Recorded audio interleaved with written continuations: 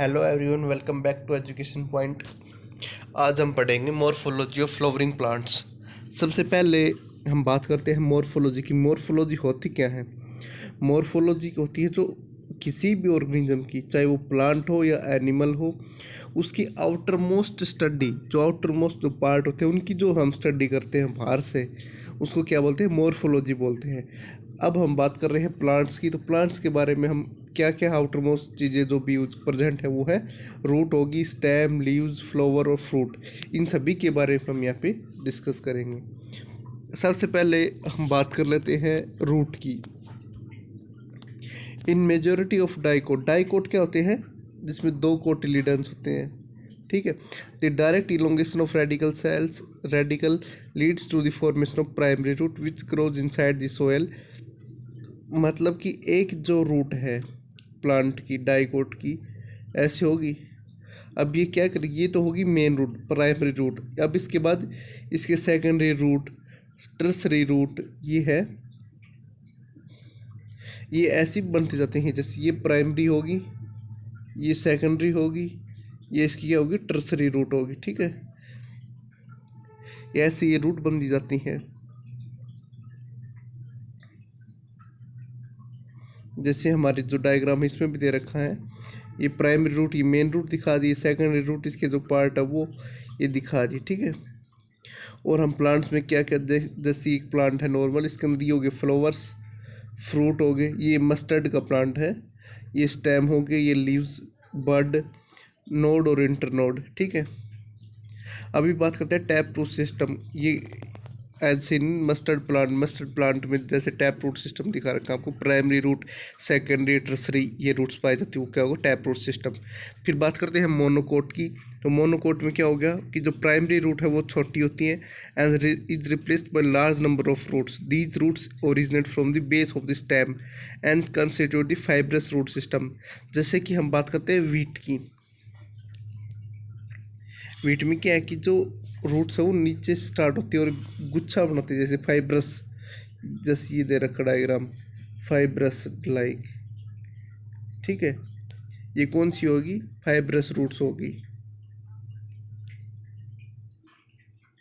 अब बात कर लेते हैं in some plants like grass, monstera and the banyan tree, roots arise from the part of the plant other than the radical.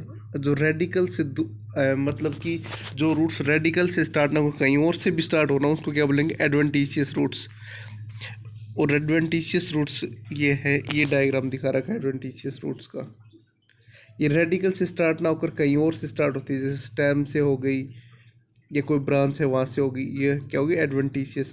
और roots का main function क्या होता है? रूट्स का मेन फंक्शन होता है absorption of water and minerals from the soil and provide a proper anchorage to the plant parts, storing reserve food materials and synthesis of plant growth regulators. ये सभी हैं इसके रूट्स के function है। सबसे main function क्या होगा इसका? Absorption of water and minerals का हो गया, और एनकरेज टू प्लांट, ठीक है। ये हो गया रूट के फंक्शंस। अब बात कर लेते हैं रीजन ऑफ रूट्स की, कि रूट्स के कौन कौन से रीजन हैं। सबसे पहले जो रूट है हमारे, उसके लास्ट में कौन सा हो गया? रूट कैप हो गया, ये लास्ट में दिखा रखा है रूट कैप। रूट कैप क्या क्या फंक्शन है? ये प्रोटेक्ट करती है टेंडर अपेक्स का, जो हमारे रूट का जो अपेक्स पोर्शन है उसको क्या करती है? प्रोटेक्ट करती है। और जो सोयल में जैसे जैसे रूट बढ़ती है तो उसका जो वे है उसको ये डिसाइड करती है रूट कैप, ठीक है। रूट कैप के जस्ट ऊपर कुछ मिलीमीटर अबो कौन सा रीजन ऑफ मेरिस्टेमेटिक एक्टिविटी है, ठीक है। The cells of this region are very small, thin walled with dense protoplasm, they divide rapidly. और ये क्या करते हैं? रूट जो भी है रूट की ग्रोथ है उसको बढ़ाते हैं। कौन सा रीजन होगा? रीजन ऑफ इलोंगेशन हो गया। The cells proximal to this region undergo rapid elongation and enlargement and are responsible for the growth of the root। जो रूट है हमारी उसकी ग्रोथ के लिए जो मोस्टली रिस्पॉन्सिबल रीजन है वो कौन सा हो गया? Region of elongation. Region of elongation के ऊपर कौन सा? Region of maturation. और इसी के ऊपर क्या प्रेजेंट होते हैं? रूट हेयर्स प्रेजेंट होती है। The cells of elongation are gradually differentiate and mature. Hence, this zone proximal or region of elongation is called the region of maturation.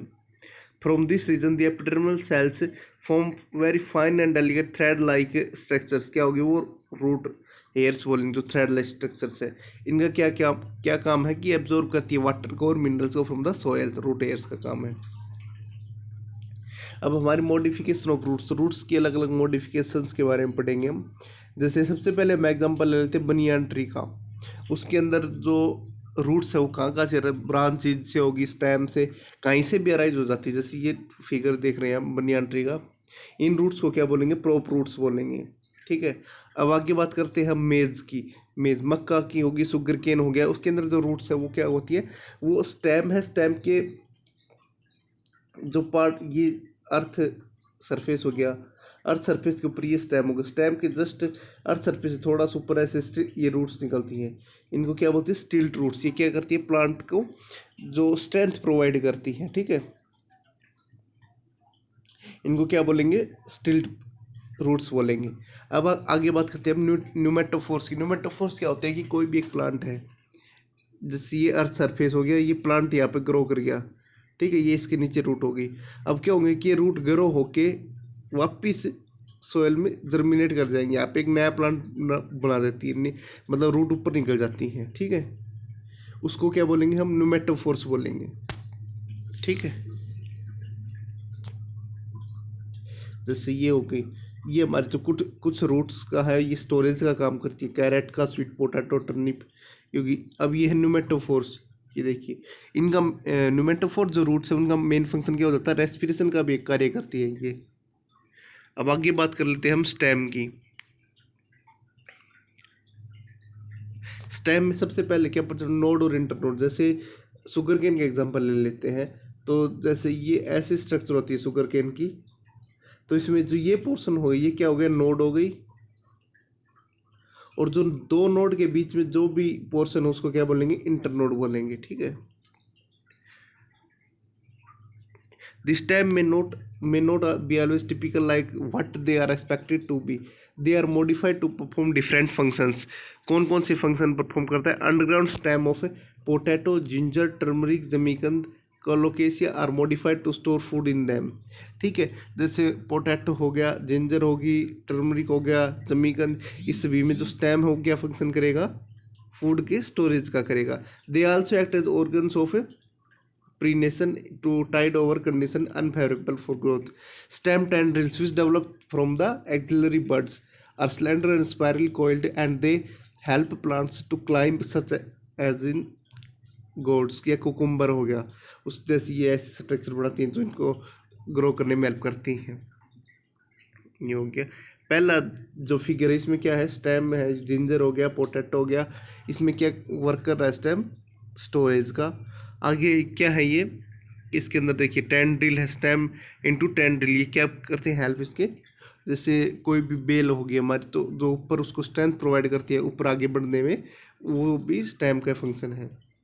अब हो गया स्टेम मॉडिफाइड इनटू स्पाइन, ये protection का क्या काम करती है, ये स्पाइन निकल आते हैं इस स्टेम के ऊपर। ठीक है,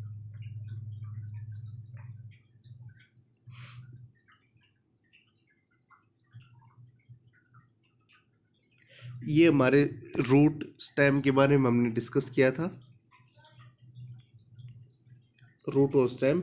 आगे की वीडियो में हम करेंगे लीव्स के बारे में, लीव्स के कंप्लीट जो भी है स्ट्रक्चर, उसके जो फंक्शन होते हैं, उसमें विनेशन, टाइप ऑफ लीव्स, इन सभी के बारे में डिस्कस करेंगे। फाइलोटैक्सी हो गया, मॉडिफिकेशन ऑफ लीव्स हो गया, इनफ्लोरेसेंस हो गया, इन सभी के बारे में हम डिस्कस करेंगे। उसके आगे हम फ्लावर के बारे में करेंगे। फ्लावर के बाद जो भी फैमिली है हमारी, उनके जो 3 इंपॉर्टेंट फैमिलीज आती हैं हमारी, जो 11th क्लास की जो NCERT उसके अंदर, उनके बारे में डिस्कस करेंगे। तब तक के लिए थैंक यू।